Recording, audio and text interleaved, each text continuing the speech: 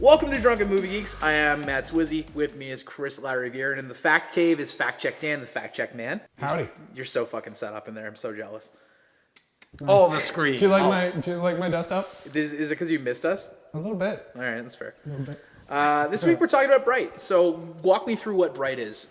Bright is a Netflix original movie because Netflix makes movies, and they've done a few already, like that Brad Pitt war movie they had done. But this is their big blockbuster. I think they sunk like 90 million into this.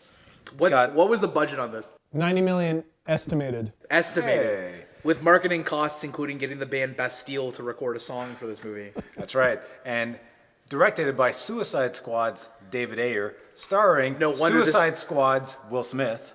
Oh my god. I'm beyond words with the Suicide Squad connections to this movie. I like the world of the movie, though. I like the world building this movie does. So for those who don't know, and I mean, don't watch this if you haven't seen the movie because we're going to ruin everything. But, it's like orcs and elves and humans and minotaurs and... There was a centaur. There's a centaur. And, so all these races exist, but it's like modern day. So I was stoked for this movie when I saw the trailers and I saw the concept of it because it's a cool idea. I grew up playing Dungeons and Dragons. I grew up playing Shadowrun, which for those of you that don't know is a game that came out in the 80s, 90s. It's a tabletop RPG that has to do with cyberpunk and magic existing in the world at the same time. So I was like, fuck yeah, Bright is just like a backdoor into a cyberpunk fucking Shadowrun movie. Let's do this. It's not that. It's not that at all. It is a police procedural, first and foremost, that uses race relations via the guise of fantasy to be somewhat socially relevant. That's it right there. Now take the little homie out LAPD style like you do. And it doesn't do a super good job of any of it. Yeah, I think that's my biggest problem with the movies. They set up a very cool world. Oh, super cool. You know, with the elves are like the 1%. The orcs are basically black people. And then you have humans being But there's like real white. black people, so I don't know how slavery went in this world. I was never explained. Humans are just the white people, the white class. I just don't know, man. And there's a lot of interesting stuff there. All of that stuff is purely just background to what is a fairly sort of generic kind of Training Day-esque. Oh man, it's totally Training Day. Cops getting to know each other while solving a crime. Although there's a lot of cool implications in this. Like the evil elves in the movie are trying to raise the Dark Lord. And I'm like, they're basically trying to raise Sauron. All right? I'm sorry, I just laugh at this so fucking much. So we just talked about, you can't call them black people, but they're trying to raise the Dark Lord. And this picture, Rick James rising from the dead. It doesn't handle the racial stuff poorly, but it doesn't handle it. It doesn't do it. It doesn't well. do much with it. It's just kind of there. Like the pig face thing is the racial slur for the orcs. I was like, that's cool. But what I missed, and this is again a Shadowrun connection, is if they were gonna do the whole racial relations thing in a movie, I would have liked to have seen some counter slurs. Against the 1% elves. Like one of the best ones comes from a game series called Dragon Age. They call people knife ears because they have the little dagger tips. And I would have loved to see an elf be super offended on Rodeo Drive in Los Angeles, just being like, oh, That's never. what I mean. There's a bunch of cool shit that this movie kind of sets up, and I'm like, oh, I can't wait to see how this will play into it. And doesn't do it. A lot of it doesn't. Here's a prime example. Let me tell you exactly what I like about this movie.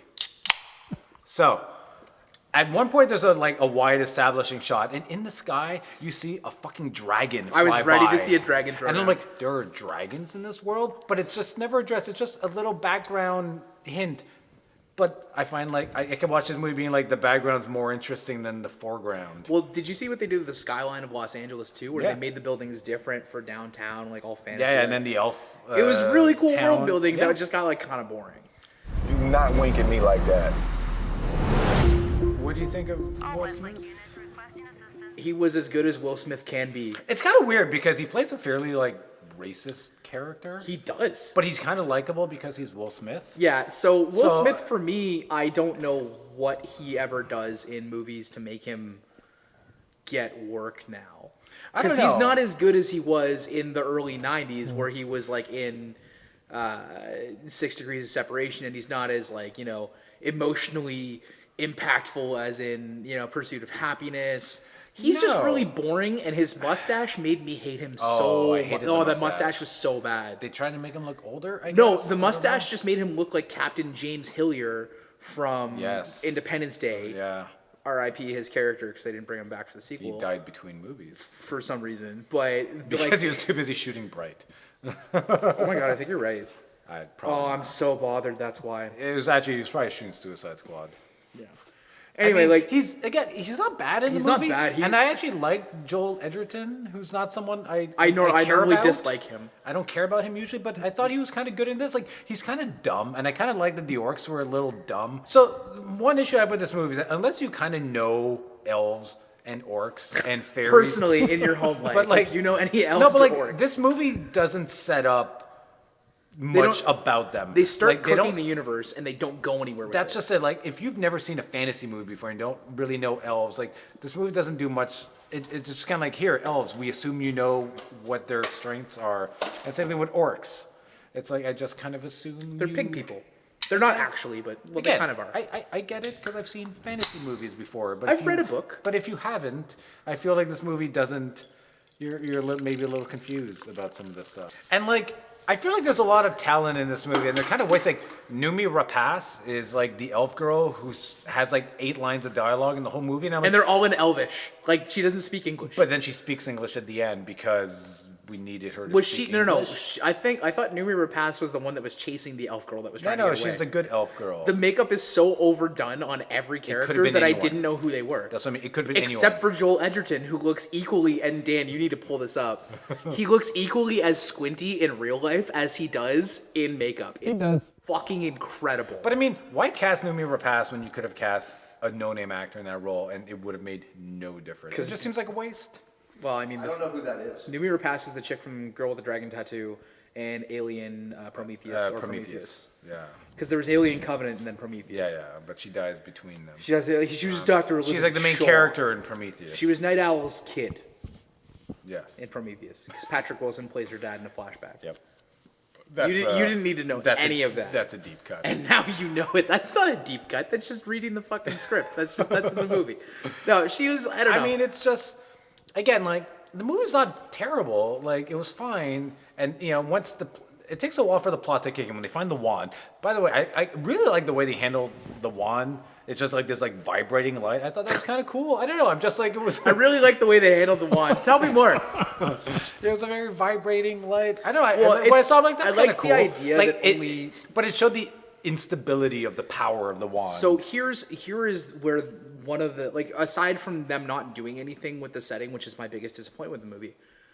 My big thing, spoiler alert, is that Will Smith is the savior again of Yeah. all things. Yeah, so spoiler warning. So- I didn't need that. So No. we get to the ending, and the evil elves are They've there, established and multiple times that if you touch a wand and you're not a bright, you explode. And that they show it on screen. Exactly. And They that show and tell. a human bright is like 1 in like a million. 1 in a billion. It's like there's no human it brights. barely happens. And there's one point where like the wand is out there and Will Smith's looking for it, and I'm just like, and he's gonna go for it, and Joel Edgerton's like, no, don't do it. And then I'm just like, And then he's like, "We're in a prophecy, right?" So then he in a grabs way it. that only Will Smith can deliver a fucking shitty line. So then he grabs the wand, and then he doesn't explode. And he's like, oh, he's a bright. And I'm like, I feel like a more appropriate ending would have been like if he would have just gone for it, knowing he would explode, and take out the bad guys with him.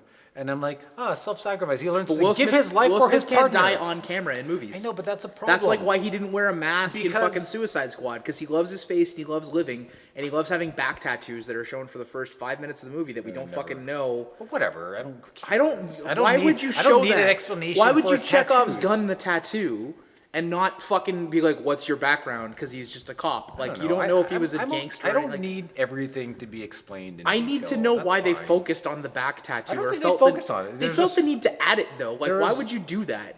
They don't make him any tougher, and that's his only 'Cause tattoo. maybe He's Will not Smith- covered in them. Maybe Will Smith did like character research and decided that in That his racist background, cops have back tattoos. he would have a back tattoo. Can you? Can you find out? Yeah, I was just gonna ask. Can you see if like type in racist cop back tattoo? I want to see what pops up. Cop back But don't tattoo. do it on Google. Do it on Pornhub.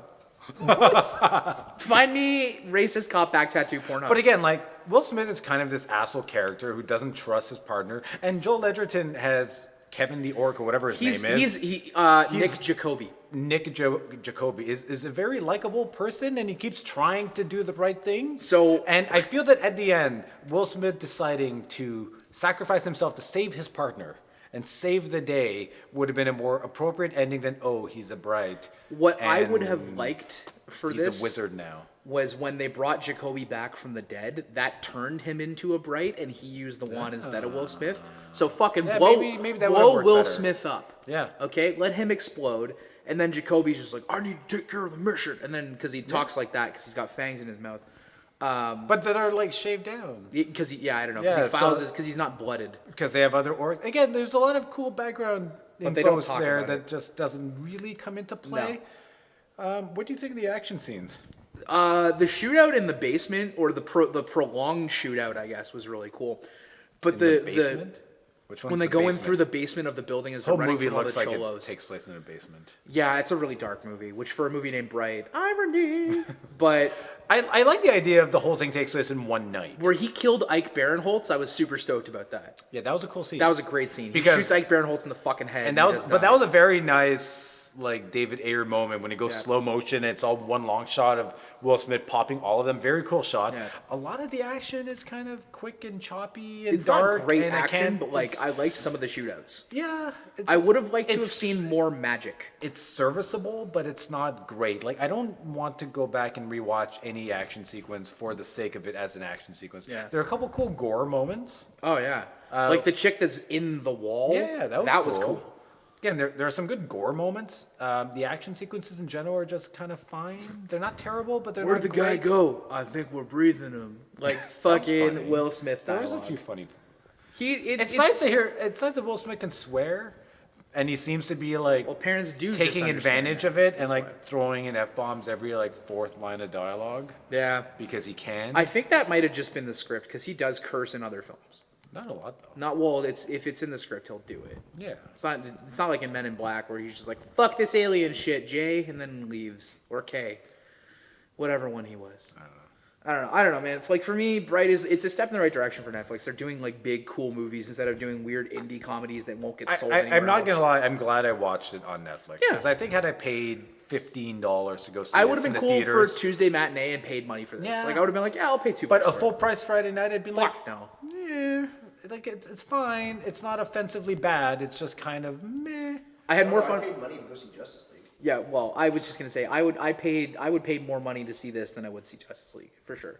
This is actually the one movie where, you know, if you ask me like, what do you think about it? I'm like, it was fine. And then I hear they're making a sequel. I'm like, cool. I'm glad they make a sequel because it's a cool world, and I would like to see more in that world. Well, that's kind of the question I have for you. Like, where do you think they're gonna go after this? Because they've set up that Will Smith is a bright. He can use the wand. Again, I wish Will Smith had died at the I end of this movie, so we That's could I think just the not. best tagline. I If we mean- were Ebert and Roper, rest in peace. Well, the best tagline for our review, 2.5 stars. I wish Will Smith had died. Like that would have been just so fucking It good. would have been a better character arc. It would have just. It would have kind of just settled. But you can't kill him because he's got a kid. That's why. That's why he doesn't die. He always has kids in movies, or always wants kids, or some Yeah. bullshit. So you can't kill him. Yeah. Like in Pursuit of Happiness, he should have taken out life insurance on himself and thrown himself in front of a fucking train if he wanted to make his kids better. Just saying. It's true. It's not too late, Will Smith. You can kill your kids and yourself. Still not too late to make that Hancock sequel. Oh, fucking Hancock was so good. So what are we rating movies? I don't Are want to we rate rating this. movies? This is fine. It's like, fine. It's good. If you have Netflix, watch it. if you're bored, it's if an hour you're, and when 50 you're minutes. hungover, the next time you're hungover, Yeah. watch this and it'll help you through it because it's not offensive on the eyes. It's a very dark movie. It's not really loud even in places where it should be. Like it's okay. It does the fine. job. Yeah, it's fine. It's sated my need for a fantasy movie until I get a Shadowrun movie. I will watch a sequel to this. Yeah, I'll watch it probably. I don't know. Whatever. 6 out of 10. How many times did you watch Justice League? I've watched Justice League 3 times now.